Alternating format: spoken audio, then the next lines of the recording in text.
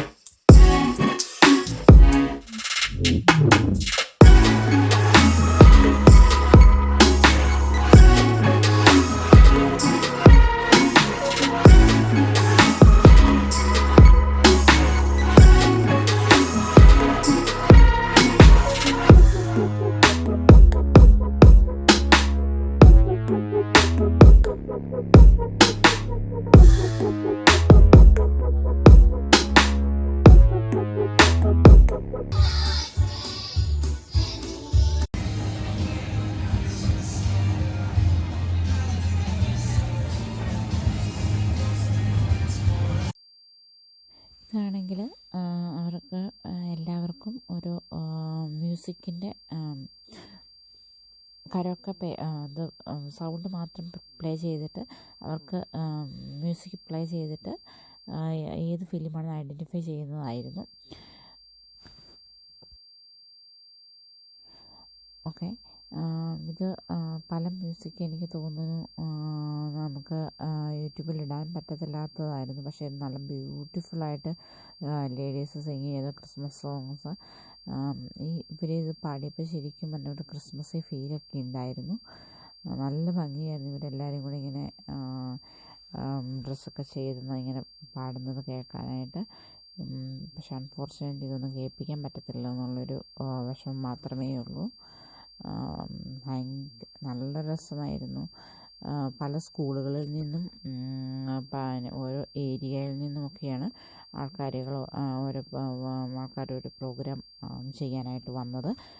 ചെറിയ ഡ്രാമ ഉണ്ടായിരുന്നു, music, dance, നല്ല ഭംഗിയായിരുന്നു. നമ്മുടെ പോസ്റ്റ്മോർ സിറ്റി കൗൺസിലിൻ്റെ മേയറും ഫുട്ബോൾ ടീംസും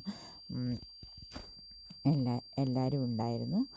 അങ്ങനെ ഞാൻ ഫുള്ളൊരു ക്രിസ്മസ് ട്രീ സ്വിച്ച് ഓണിന് അതിന് ഫുള്ള് ഞാൻ അറ്റൻഡ് ചെയ്തിട്ടില്ല. ബിക്കോസ് മിക്കപ്പോഴും ഡ്യൂട്ടി ആയിരിക്കും.